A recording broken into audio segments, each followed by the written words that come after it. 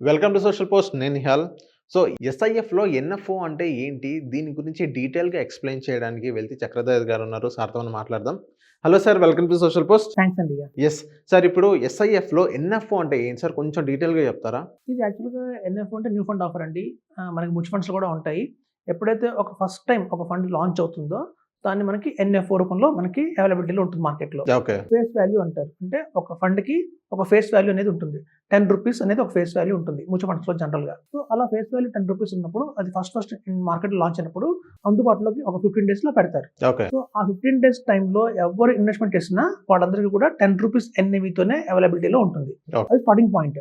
ఒక 15 days time తీసుకున్న అక్కడి నుంచి సెకండరీ మార్కెట్‌లోకి రీలాంచ్ అవుతుంది. అప్పుడు ఆ ₹10 కాస్త ₹10, 10 పైసా, ₹10, 20 పైసా అలా మనకి మార్కెట్ పెరుగుతున్నప్పుడల్లా ఎన్ఏవి పెరుగుతూ ఉంటుంది. సో ఎన్ఎఫ్ఓ అనేది ఏంటంటే ప్రైమరీ ఇన్వెస్ట్‌మెంట్. ఫస్ట్ ఇన్వెస్ట్‌మెంటే ఎన్ఎఫ్ఓ. సో అట్లాగే ఇప్పుడు మనకి ఇన్నాళ్ళు చూసారు అందరూ కూడా ఇన్వెస్టర్స్ మ్యూచువల్ ఫండ్స్‌లో చాలా ఎన్ఎఫ్ఓస్ వచ్చాయి. కన్సంప్షన్ ఫండ్ అని, ఫార్మా ఫండ్స్ అని, హెల్త్ కేర్ ఫండ్స్ అని చాలా రకాల ఫండ్స్ వచ్చాయి. సో అవన్నీ ₹10తో అవైలబిలిటీలో ఉన్నాయి. ఇప్పుడు అలాగే స్పెషలైజ్డ్ ఇన్వెస్ట్‌మెంట్ ఫండ్ ఏదైతే ఉందో ఫస్ట్ స్పెషలైజ్డ్ ఇన్వెస్ట్‌మెంట్ ఫండ్ అనేది మన SEBI securitisation board of India 1 October 2025 నుంచి లాంచ్ చేసింది. సో అలా లాంచ్ చేసినప్పుడు ఫస్ట్ వచ్చిన కంపెనీయే క్వాంట్. సో క్వాంట్ వాళ్ళు ఎస్ఐఎఫ్ లాంచ్ చేశారు. వాళ్ళు ఈక్విటీ లాంచ్ చేశారు. ఈక్విటీ X100 అంటారు. అదొక ఫండ్ లాంచ్ చేశారు. అలాగే హైబ్రిడ్ ఫండ్ లాంచ్ చేశారు. అలా క్వాంట్ వాళ్ళు ఇండియాలో ఫస్ట్ ఎస్ఐపి మొదలుపెట్టింది క్వాంట్. తర్వాత మనకి ఎడల్వైజ్ వాళ్ళు కూడా ఒక మంచి హైబ్రిడ్ ఫండ్తో వచ్చారు. తర్వాత ఎస్బీఐ మ్యాగ్నమ్ వాళ్ళు కూడా ఒక ఎస్ఐఎఫ్ని పట్టుకొచ్చారు హైబ్రిడ్ ఫండ్తో. ఇప్పుడు కొత్తగా ఐటీఐ కంపెనీ వచ్చింది. సో ఐటీఐ వాళ్ళది ఏంటంటే ఇన్వెస్ట్మెంట్ ట్రస్ట్ ఆఫ్ ఇండియా అని అప్పుడు చాలా ఓల్డ్ కంపెనీయే. అప్పట్లో ఉండేది కంపెనీ. సో అట్లా ఇన్వెస్ట్మెంట్ ట్రస్ట్ ఆఫ్ ఇండియా అనే కంపెనీ ఐఐటి ఫుల్ ఫామ్ అది. సో దాన్ని ఫ్రాంక్లిన్ టెంపుల్ వాళ్ళు తీసేసుకున్నారు. ఫస్ట్ ప్రైవేట్ కంపెనీ ఏదైతే ఉంది అంటే మ్యూచువల్ ఫండ్స్లో అది ఐటీఐ. అంతకుముందు 1964లో ఫస్ట్ యూటీఐ వచ్చింది. ఒక గవర్నమెంట్ కంపెనీ లాగా యూనిట్ ట్రస్ట్ ఆఫ్ ఇండియా అని వచ్చింది. తర్వాత ప్రైవేట్ కంపెనీగా ఐటీఐ వచ్చింది.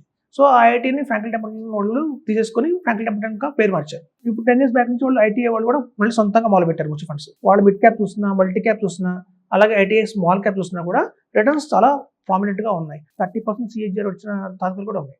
సో ఐటీఐ ఒక మంచి ఫండ్ హౌస్.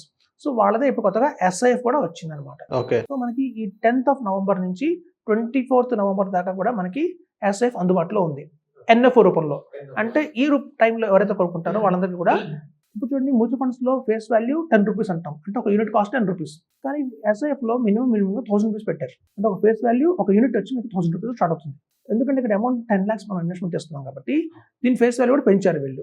సో ₹1000 మీకు ఎన్ఏవితో స్టార్టింగ్ లో మనకి అవైలబిలిటీలో ఉంటుంది 1 నవంబర్ నుంచి 24th నవంబర్ దాకా. సో తర్వాత ఒక టైం తీసుకొని ఒక 6 days టైం తీసుకొని డిసెంబర్ 1 నుంచి మన సెకండరీ మార్కెట్లోకి అది రన్ అవుతుంది.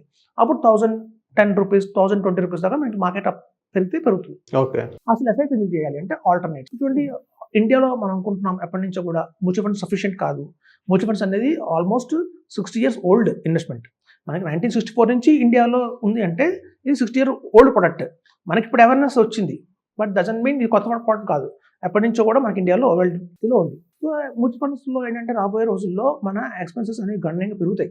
రూపీ వాల్యూ పడిపోతూ ఉంటుంది. సో రూపీ వాల్యూ పడిపోతుంది అన్నప్పుడు మనకి రాబోయే రోజుల్లో ఈ మన ఎక్స్పెన్సెస్ మీట్ అవ్వాలి అంటే ఓన్లీ మ్యూచువల్ ఫండ్స్ చేస్తే సరిపోదు. మ్యూచువల్ ఫండ్స్కి మించి ఏదన్నా ఆల్టర్నేట్ ఇన్వెస్ట్మెంట్స్ ఉండాలి అన్న థాట్లోనే మనకి ఎస్ఐఎఫ్ అనేది లాంచ్ చేశారు వాళ్ళు. సో ఎస్ఐఎఫ్లో ఏంటంటే మినిమంగా 10 lakhs ఇన్వెస్ట్మెంట్ చేయాలి.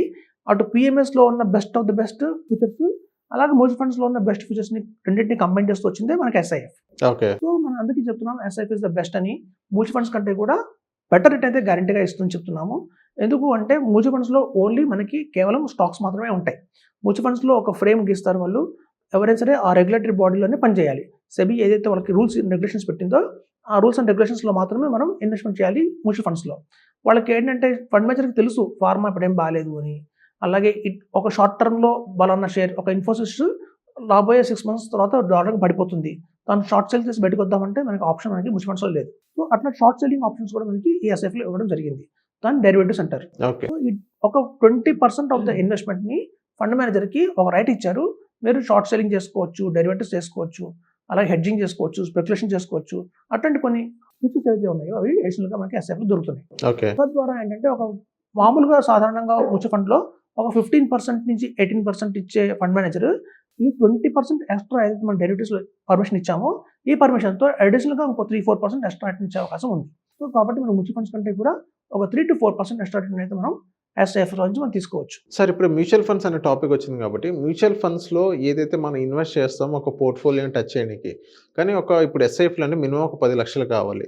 మ్యూచువల్ ఫండ్స్లో ఎంతో కొంత కార్పస్ ఒక 5 ఇయర్స్ తర్వాత కానీ ఒక 10 lakhs అయింది అనుకున్నాం, ఆ 10 lakhs తీసుకెళ్ళి మళ్ళీ ఎస్ఐఎఫ్లో పెట్టొచ్చా? ఇఫ్ అలా పెడితే మన పోర్ట్ఫోలియో ఏది ఫాస్ట్గా గ్రో అయ్యే ఛాన్స్ ఉంటుంది? మ్యూచువల్ ఫండ్స్లో బాగా గ్రో అయ్యే ఛాన్స్ ఉందా, లేకపోతే ఎస్ఐఎఫ్లో బాగా గ్రో అయ్యే ఛాన్స్ ఉందంటారా? ఇప్పుడు చూడండి, ఫర్ ఎగ్జాంపుల్ చెప్తాను మీకు. చాలా మందికి ఒక ఆల్టో కార్ కొంటారు. స్టార్టింగ్లో ఎప్పుడైనా ఒక ఆల్టో కార్ కొనుక్కుంటాం. మన లైఫ్ స్టైల్ పెరిగింది, పిల్లలు పెద్దవాళ్ళు అయ్యారు, కొంచెం కంఫర్ట్గా కావాలి అన్నప్పుడు మనం వ్యాగనార్కి వెళ్తాం. సో ఎప్పుడైతే మనం ఆల్టో కార్ నుంచి వ్యాగనార్కి మూవ్ అవుతున్నామో, పాత ఆల్టో కార్ ఏం చేస్తాం, సెకండ్ హ్యాండ్ సేల్లో దాన్ని అమ్మేస్తాం. సో అట్లాగే మ్యూచువల్ ఫండ్స్ నుంచి ఎప్పుడైతే నెక్స్ట్ లెవెల్కి మనం వెళ్తున్నామో, మన కన్సంప్షన్ పెరిగింది, మన ఇన్కమ్ పెరిగింది, మన సోర్స్ ఆఫ్ ఇన్కమ్ పెరిగినప్పుడు ఓకే, నాకు ఇప్పటిదాకా మ్యూచువల్ ఫండ్స్లో ఒక 8 lakhs అయితే నాకు కార్పస్ బిల్డ్ అయినాయి, ఇంకో 2 lakhs నా శాలరీ నుంచి వస్తుంది అంటే ఇక్కడ నుంచి 8 lakhs తీసుకొని ఇంకో 2 lakhs యాడ్ చేసి మనం ఎస్ఐఎఫ్ వెళ్ళిపోవచ్చు. సో ఎప్పుడైనా నెక్స్ట్ లెవెల్కి మనం వెళ్తున్నప్పుడు ఈ పాతది ఎలాగైతే మనం అమ్ముతామో, చూడండి ఈవెన్ మన మొబైల్ కూడా ఇప్పుడు ఐఫోన్ తీసుకుందాము, మనకి 19 నడుస్తుంది అనుకోండి. సో పాత ఐఫోన్ మనం రీప్లేస్ చేసి కొత్త ఫోన్ తీసుకుంటాం.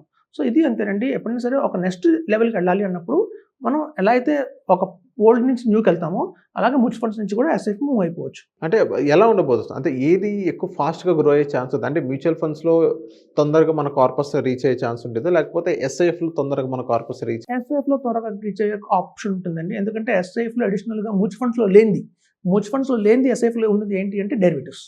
సో మనకి ఎక్స్ట్రా డెరివేటివ్స్ యాడ్ అవడం వల్ల మనకి రిటర్న్ ఆల్మోస్ట్ ఆ 20% ఏదైతే ఉందో హెడ్జ్ మనకి ఎక్స్ట్రా రిటర్న్ ఇస్తుంది. కాబట్టి కంపల్సరీగా మ్యూచువల్ ఫండ్స్లో కన్నా కూడా మనకి ఎస్ఐఎఫ్లో పర్ఫార్మెన్స్ బాగుంటుంది.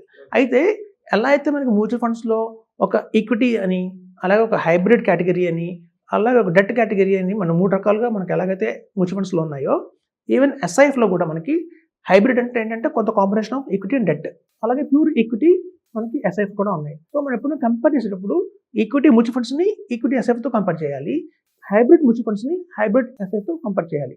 అలా కనుక కంపేర్ చేస్తే ప్రామినెంట్గా మనకైతే మంచి రిటర్న్స్ అయితే ఎస్ఐఎఫ్లో వస్తాయి. ఎస్ఐఎఫ్లోనే వస్తాయి. ఎందుకంటే ఎస్ఐఎఫ్లో మనకి ఎక్స్ట్రా డెరివేటివ్స్ ఉన్నాయి, ఏవైతే మన మ్యూచువల్ ఫండ్స్లో లేవో. ఆప్షన్ లేదు మ్యూచువల్ ఫండ్స్లో. మ్యూచువల్ ఫండ్స్లో ఎంతో కొంత రిస్క్ ఉంటుంది, మార్కెట్ వాలటైల్ని బట్టి. మళ్ళీ అది ఎస్ఐఎఫ్లో ఎలా ఉండబోతుంది సార్? ఎస్ఐఎఫ్లో ఉన్న ప్లస్ పాయింట్ ఏంటంటే మార్కెట్ బాగున్నప్పుడేమో మ్యూచువల్ ఫండ్స్ కంటే ఎక్కువ రిటర్న్ ఇస్తుంది. మార్కెట్ ఒకవేళ డౌన్ అవుతున్నప్పుడు మనకి హెడ్జింగ్ అనేది ఒక బెస్ట్ ఆప్షన్ మనకి ఎస్ఐఎఫ్లో వచ్చింది. కాబట్టి మ్యూచువల్ ఫండ్స్ -5% ఇస్తే ఇది -2 ఇస్తుంది అనమాట.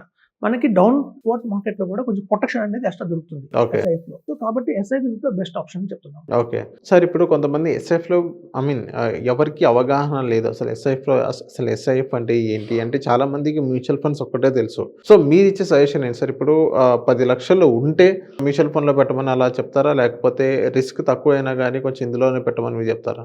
మనకి ఏంటంటే అండి, రాబోయే రోజుల్లో ఇన్ఫ్లేషన్ అనేది అయితే ఉంటుందో గణనీయంగా పెరుగుతుంది.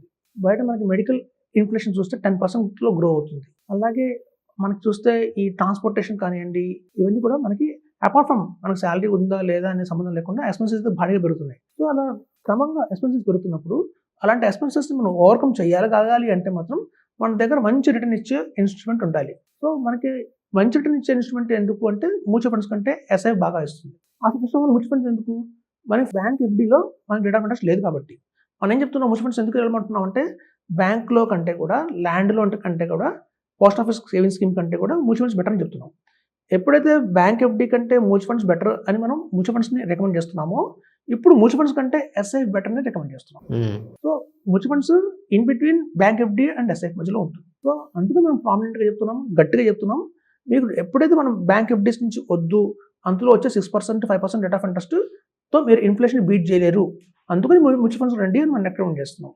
సో మ్యూచువల్ ఫండ్స్ వాళ్ళకి ఏం చెప్తున్నాం అంటే మ్యూచువల్ ఫండ్స్ కంటే కూడా ఎస్ఐఎఫ్ ఇంకా బెటర్గా ఉంటుంది. ఇందులో కూడా కాంపౌండ్ ఇంట్రెస్ట్ ఉండదు సార్? ఉంటుంది సేమ్. మీరు ఎస్ఐఎఫ్ మ్యూచువల్ ఫండ్స్ చివరిలో ఎఫ్ వచ్చింది. సో సేమ్ టాక్సేషన్ పరంగా కావచ్చు, ఎన్ఐవిస్ పరంగా కావచ్చు, అన్నీ కూడా మనకి సేమ్గానే ఉంటాయి. రిస్క్ ఉంటుందండి. ఇప్పుడు బ్యాంక్ ఎఫ్డీలో సేఫ్టీ ఉంది, మ్యూచువల్ ఫండ్స్ రిస్క్ ఉంది అని చెప్పి మనం మ్యూచువల్ ఫండ్స్ని అవాయిడ్ చేయమని చెప్తున్నామా? చెప్పట్లేదు. రిస్క్ ఉన్నా పర్వాలేదండి, రిటర్న్ బాగా వస్తుంది, లాంగ్ టర్మ్లో వెయిట్ చేయండి, కాంపౌండ్ ఇంట్రెస్ట్ బెనిఫిట్ వస్తుందని చెప్తున్నాం. అట్లాగే సేమ్ మ్యూచువల్ ఫండ్స్ కంటే కూడా ఎస్ఐఎఫ్ బాగుంటుంది, కాంపౌండ్ ఇంట్రెస్ట్ బెనిఫిట్ కూడా పెంచుతారు, ఎక్స్ట్రా రిటర్న్ వస్తుందని చెప్తున్నాం. సో మనం ఎప్పుడైతే బ్యాంక్ ఎఫ్డీని వద్దు మ్యూచువల్ ఫండ్స్ తీసుకోమని చెప్తున్నామో, అట్లాగే మ్యూచువల్ ఫండ్స్ని కాదు ఎస్ఐఎఫ్ తీసుకోమని చెప్తున్నాం. మినిమం 10 lakhs ఉంది కాబట్టి 10 lakhs లోపు ఉంటే మాత్రం మ్యూచువల్ ఫండ్స్ మనకు ఆల్టర్నేట్ ఆప్షన్ లేదు.